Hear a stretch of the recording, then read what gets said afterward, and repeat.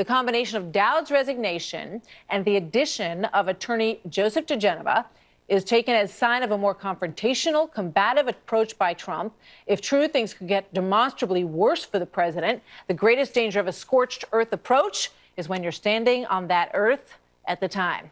Constitutional law attorney Jonathan Turley joins me now. Jonathan, always good to see you. Thank you for being here tonight. You know, it's interesting. I'm looking at the parallel between the conversation that I just had with John Bolton and the changes in this legal team, because you use the words full contact, that the president's entering into a full contact phase of this with the people he's bringing on board.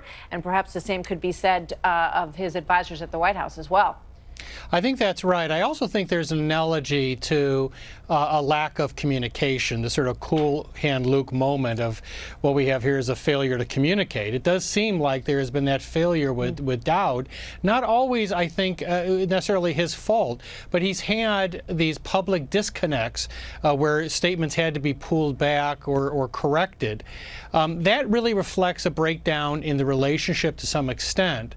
But the greater concern is whether we're going to see a significant change in strategy. While Dowd was against, reportedly, the president sitting down because he was with Mueller because he was afraid of a perjury trap. Yeah. He was also someone who advocated great cooperation with Mueller. Mm-hmm. Now, I've known Joe for many years. He's a very good lawyer, but he's a very aggressive lawyer, and he also takes a dim view of Mueller's investigation. I think the danger is that if you try to take an aggressive approach at this time, it may play into the hands of Trump's critics. Mueller is not going to get spooked. You know, you don't spook a guy with a desk full of criminal subpoenas. He is going to pursue this as aggressively as the team itself may be in dealing with him. You make a great point, which you may be just about to make, so I'm sorry if I interrupted you, but you talk about Roy Cohn and the president's relationship with him in New York, and that he was sort of raised as a businessman on a very confrontational approach when it came to business. You know, he said he never settled cases, he would always fight them head on, and it looks like he is falling, you know, he's in that mode right now, it would appear, with these selections that he's making. Well, I do think the president's view of lawyering was influenced heavily by Roy Cohn, who's a rather infamous figure, quite frankly. He ended up being disbarred. He died heavily in debt. But that is not what's called for here.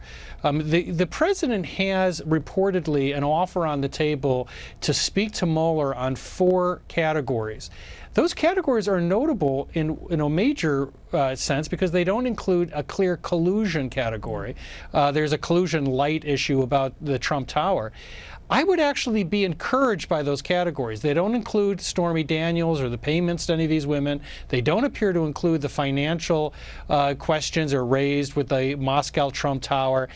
These were really seriously threatening subjects to go into an interview with.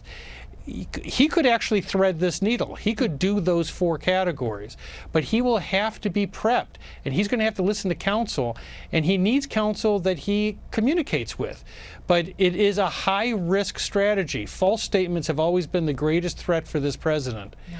But he could do this if he allows himself to be prepped and he stays close to that script. Fascinating. I want to ask you one last question about the other side of the equation, those who are calling for a second special counsel to discuss the way that all of this was handled, the Hillary Clinton investigation, everything else. What has now come to light is a little bit more information on the suggestion that James Clapper was misleading in his testimony to the House Intel Committee when he talked about his leaks, you know, or his decision to share information, however you want to put it, with CNN and other media outlets. What's your reaction to that part of this just released information from the Republican side of the memo?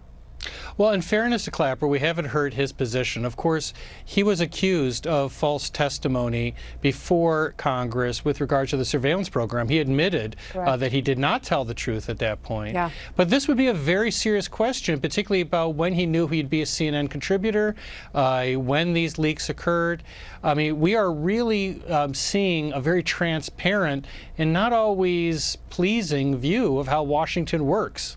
Yeah, you've got James Comey admitting that he leaked information that may have contained classified That's information, right. as you've pointed out here. Also, Andrew McCabe being, assessed, charged, however you want to put it, with the same suggestion that he was leaking to newspapers as well. And now James Clapper's on that list. So we'll see where all that goes.